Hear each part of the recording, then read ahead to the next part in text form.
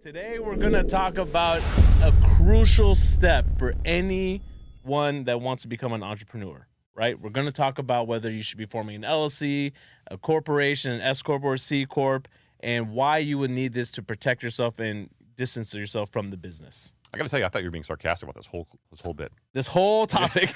I didn't realize this is real. So for full disclosure, I am an attorney. I am licensed, and this is not legal advice. This is entertainment value only. But if you choose to use it in a legal way, it probably will help you out a great deal. Okay? That being said, look, I have a number of corporations, and the reason why I have them is because despite the fact that I have a trust and I have other assets, I want to protect my family from any liability and insulate ourselves from risk. If you're starting a company, you just need to do this. You need to get over the ideology of, I don't want to have the cost of paying for the tax return. I don't want to have the cost of paying for the state filing fees. Get over it. You're supposed to be making money in the side hustle. If this is too much of a burden for you to do, then you probably aren't planning to make enough money in your side hustle. Right. I mean, look, you could absolutely run everything under your own name individually and file everything you do under your own personal tax returns. They would actually fall under a Schedule C on your tax return, which is a sole proprietorship. And right? you would be operating essentially as a fictitious business filing, filed with your local county, state clerk recorder's office for you doing business as whatever name you want to come up with. Right, exactly. But whether you're a freelancer or you're creating a startup company or you're even running like a small business, this is absolutely something that you're going to want to know and going to want to consider before moving forward. So I will point out that a lot of people will say, hey, Chris, you're an attorney. What should I have? Should I have a C Corp? Should I have an S Corp? Should I have an LLC? And I always look at them and go, okay, wait, back up. That decision is not a legal one. All three of them will protect you legally. Right. They all give you the same legal protections. Mm-hmm. The difference between the three of them is going to be how you pay taxes and how you look at your tax situation based on the best one for your needs. So a great example, an LLC is classically best for passive income entities. So a lot of real estate is held in a limited liability company. Right. And what we typically see in the business that we're in, and especially me, is that what a lot of real estate investors will do is they'll hold each property that they own in a separate LLC. And what that does, like Chris says, it insulates it, right, from other debts and other claims on other properties. Yeah, and then a C Corp or S Corp, those are essentially just corporations that are better for active income. You're actually actively making money somehow. Services, you're out there doing something, you're providing some kind of value, and you're billing for your services, for example, right? Right. There's lots of different variations here, but basically, look, these are going to protect your assets in the worst case event scenario that somebody sues you and says, hey, you know what, Saeed? Fuck you, man. I'm suing you. I don't like your services. I want to go after your house, your cars, your kid. I want everything. Yeah, your personal savings accounts. Yeah. Everything, right? So as long as you don't commingle your funds and you don't treat the LLC like an extension of you, I mean, like you don't just dip into it and take money out when you want, you pay yourself regularly and consistently, and you keep that treated as a separate entity, and you respect that entity, they will not be able to sue for anything more than that entity has or is worth. Right. And now, look, so for instance, my wife right now, she's actually starting a business, right? But she's not actually out in the market yet officially selling her product, right? Yeah. So there isn't really the need to create an LLC yet. So anything she does, the expenses that we incur, right, is that we can run that through our personal tax returns for the time being. But once it is up and running, one thing that we're absolutely going to do is create an LLC, right? And something to note is there's costs associated with each of these, and some of them require a lot more work, right? Like a corporation requires a lot more reporting.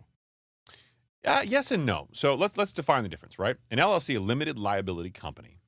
It's going to protect your assets from business debts and claims the same way a corporation would, but it's formed vis-a-vis articles of organization, right? Mm-hmm. Then what you're going to do is you're going to file your articles of organization with the state that you're in. That's going to tell the state that, hey, I'm forming this entity.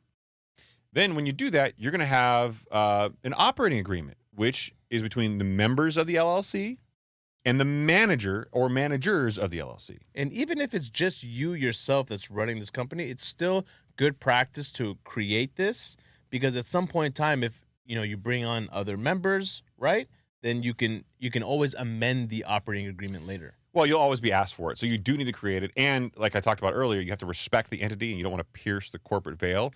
If you don't have this, there's a greater probability that somebody can sue you personally. Yes. Now, that being said, you don't have to reinvent the wheel here. You can find tons of different variants of operating agreements that are state-specific, and you need state-specific ones, by the way. Online, you can find them at LegalZoom. You can find them all over the place. Some attorneys will actually form these for you if it's a specialized entity. A lot of attorneys are forming things like real estate funds for real estate investors now. Unless it's hyper complex like a real estate fund, if it's just a simple single manager LLC that you're going to run and it's for you and your CPA said this is the best tax basis for you, you shouldn't be paying a whole lot of money for its formation. Right. So after you file your articles of organization, now you have your operating agreement, which says how this entity will be run. You need to file a statement of information with your local Secretary of State, basically saying, hey, this is the manager and this is the members. Right. Exactly. And those are the people responsible for signing documents. So if you ever were to go get a loan at an institution, at a financial institution, they'll ask for the person in charge, aka the manager, to be signing the documents. And it varies depending on state to state, but I know in the state of California for an LLC, the statement of information needs to be updated once every 2 years. Is it 2 years now? Yeah. Oh, really? I did not know that. Yeah, I think for a corporation it's once a year. Oh, that's why all my stuff's corporations and my real estate stuff's in a different state. Yeah, ball so hard, man. Yeah. Okay. Well, yeah. Hey, I'm out here, bro. Just trying to live my thug life. Just trying to, and then the next thing that you want to do is don't forget these LLCs, you have to apply for their own tax identification number, an EIN. Yeah. So a good attorney will actually do that for you. But basically, all you do is you go on to the IRS's website. You apply for a tax ID, an EIN number, or an employer identification number, and it'll spit one out there right then and there. It's always a good practice to make sure you get that, download the PDF that comes with it because you'll be using it a lot. So, for example, if you open up bank accounts, they're going to see your EIN. If you're going to start getting loans and stuff like that later on, you're going to see your EIN. You don't want to lose that number. And certainly, if you're paying taxes, you need your EIN. You need your EIN, right? And I think that something that a lot of people don't realize is that every state has their own Secretary of State website where you can go on and search a business name to see if that name is available. So that's actually the place you'd be going to see if the name that you want to operate as is taken. So, and to that point, both an LLC and a C Corp can also have a fictitious business filing, which is recorded in the local county clerk recorder's office, right? So you could be like, for example, I have a number of them. I have Black Crown Inc., which is my real estate company and holds a podcast as well. It also has fictitious business names for Black Crown Realty, Black Crown Management for the property management piece, and Black Crown something else. I don't remember what it was. It's been a while. Okay. I should probably know that. You should know. Yeah, but I have a third one. And that's what it is. And also it also owns the intellectual property that is the higher standard. But you can write a check to Black Crown Realty because I have a fictitious business filing in the local county clerk recorder's office. Right, exactly. And why? And another thing to go back a little bit for the operating agreement that actually spells out everything that the business does. That what's the purpose of the business? Who are the members of the business?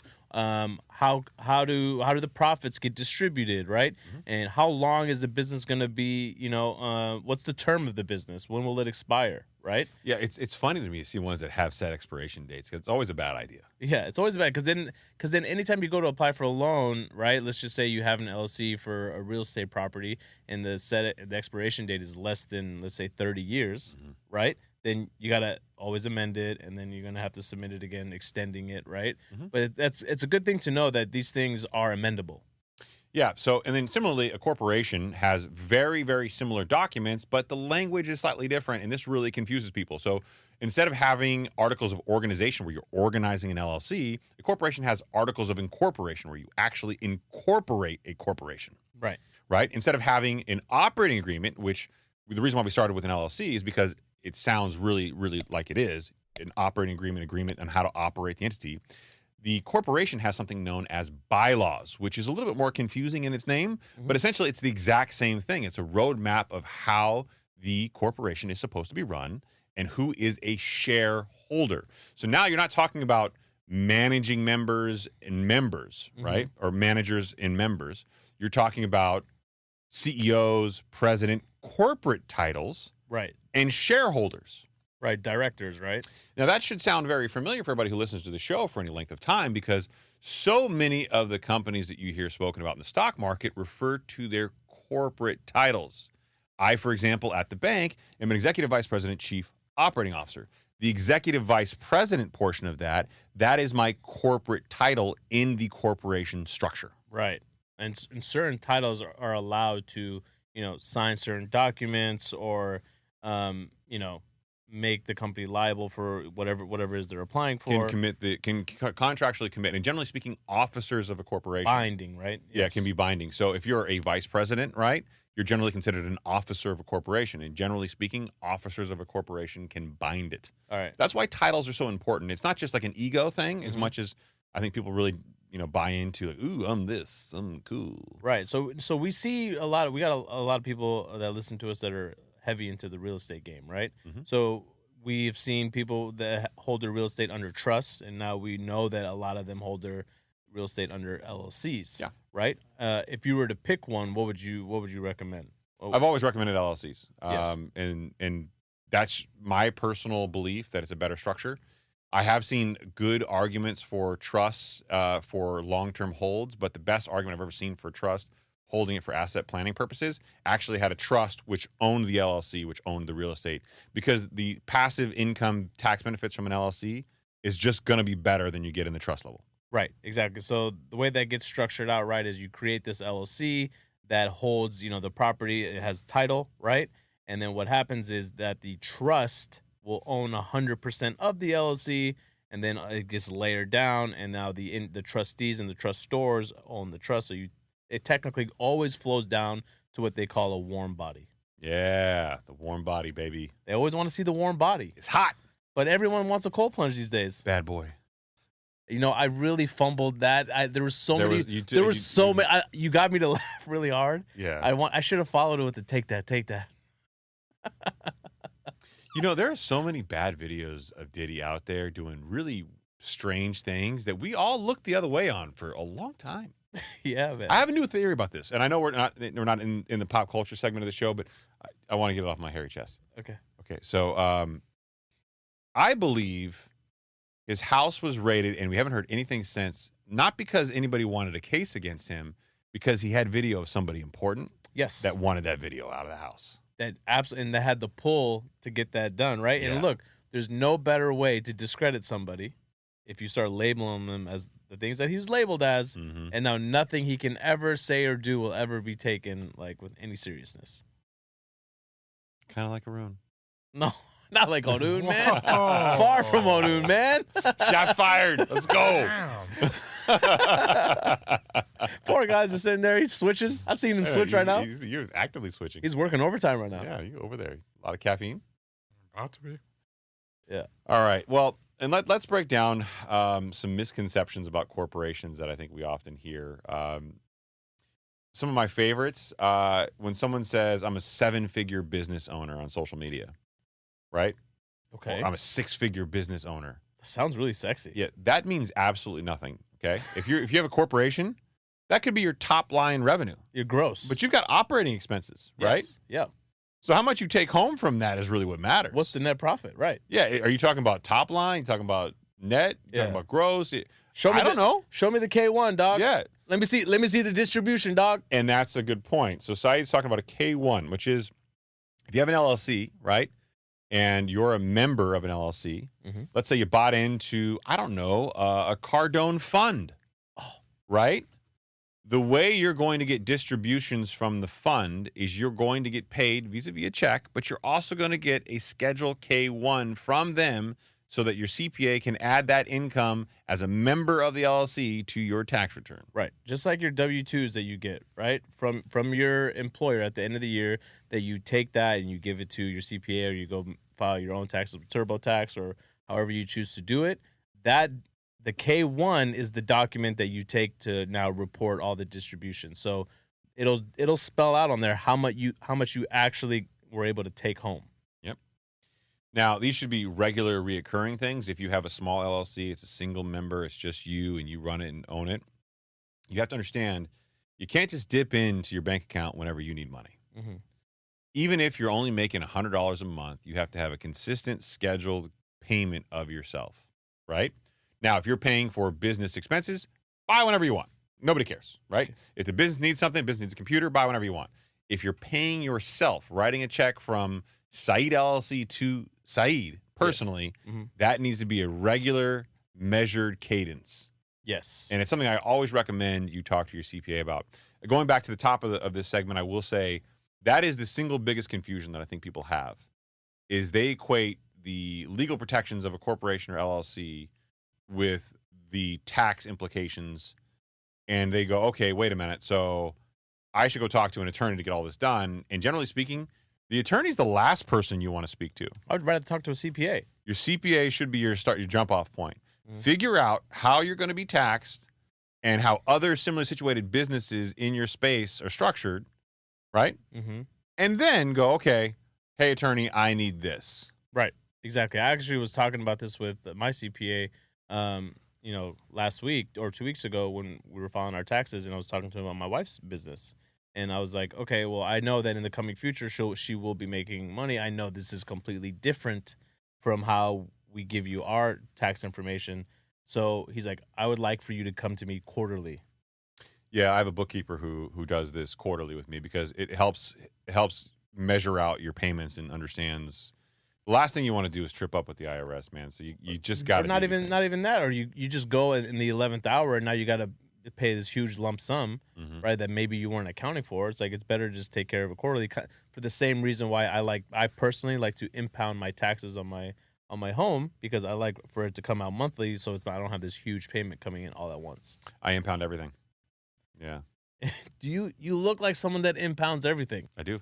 I impound. Everything. You allowed? I can't even do it. What? I like my impounds. I know you do. I like putting it out there. You know what I mean? Right. So one of the biggest mistakes I see entrepreneurs do, especially newer, smaller companies that start up, is they get all this right. Talk to a CPA, they form these things, filings are done, sigh of relief.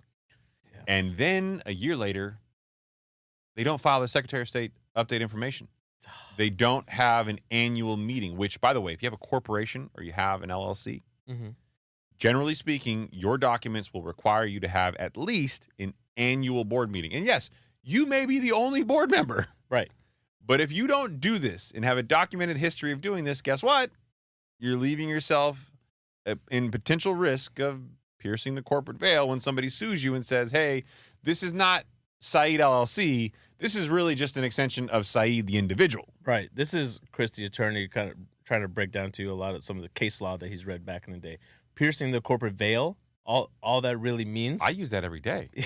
Yeah, that's just, you got that in your arsenal? Just at all times? I always pierce the corporate veil. You be piercing veils, huh? Yeah, right after I impound. After you impound. What are you talking about? So basically, when you have a business and you're trying to run a business, you need to make sure that you're running it as a business. The second you do anything that is outside the scope of that business and you're not running it the way it's supposed to, it's now viewed as you operating it individually, and now they can come after everything you do personally. That's what it means to pierce the corporate veil. Well, it came from the ideology that people had veils, like knights back in the day had veils, and you couldn't pierce the veil because it was a chain link veil. Yeah. Yeah. I mean, I get it. Yeah. I think a lot of kids hear veil, I think wedding. That's what they hear. Yeah, exactly. Yeah, which you can pierce that. Yeah. So, and the other thing that people should consider too, in the state of California, if you were to, create an LLC, I know it varies from state to state, but it's $800 a year. So, I mean, minimum state tax. Yeah, minimum state tax. So for a corporation too. Right. So sometimes people, I know it sounds crazy, right? But they'll opt to, let's say, if you're a real estate investor, they'll opt to hold their, real estate under a trust just because of that reason. They don't want to pay that $800, and you're like, come on, dude. Like, you got to protect yourself a little bit more than that. Yeah, no, I've seen that, and I get it. $800 a year is $800 a year, but that barely buys you a family of In-N-Out, like, I mean, anymore. I mean, inflation's getting kind of wild out there. It's goofy.